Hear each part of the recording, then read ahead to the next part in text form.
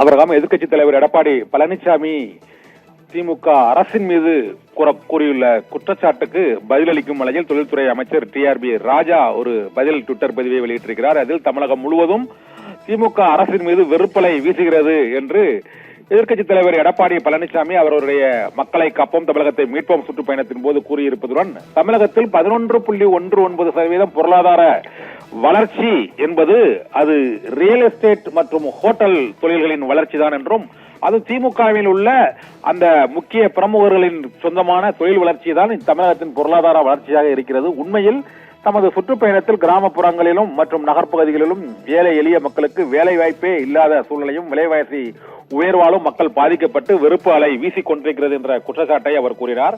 இதற்கு பதிலளித்துள்ள டிஆர்பி ராஜா தமிழ்நாட்டின் வளர்ச்சி என்பது ரியல் எஸ்டேட் மற்றும் ஹோட்டல் தொழிலால் நிகழ்ந்தவை என்று எதிர்க்கட்சி தலைவர் கூறுகிறார். ஆனால் அவரது வாதத்தின்படி பார்த்தால் கூட இந்த ரியல் எஸ்டேட் தொழிலும் ஹோட்டல் தொழிலும் செழிப்பதற்கு கூட மக்களுக்கு வருமானம் அதிகமாக இருந்தால்தான் இந்த தொழிலில் அவர்கள் முதலீடு செய்வார்கள் என்பதை அவரது குற்றச்சாட்டு லாஜிக்கின்படியே புரிந்து கொள்ள முடியும் என்றும் மாநில பொருளாதாரத்தில் குன்றாத வளர்ச்சி, பரவலாக்கப்பட்ட வளர்ச்சி, எல்லோரையும் உள்ளடக்கிய வளர்ச்சி ஆகியவற்றை தாரக மந்திரமாக கொண்டுதான் தமிழக அரசு செயல்பட்டு வருகிறது என்றும் அதை பொறுக்காமல் தான் வயிற்றெரிச்சலில் வெறுப்பு அலை வீசுகிறது என்று எடப்பாடி பழனிசாமி பிரச்சாரம் செய்து வருகிறார் என்றும் உண்மையில் ஆதரவு அலைதான் வீசுகிறது என்றும் அது பொருளாதார வளர்ச்சியில் பிரதிபலிக்கிறது என்றும் டிஆர்பி ராஜா எடப்பாடி பழனிசாமிக்கு பதிலளித்து விடுத்துள்ள அந்த அறிக்கையில் கூறியிருக்கிறார்.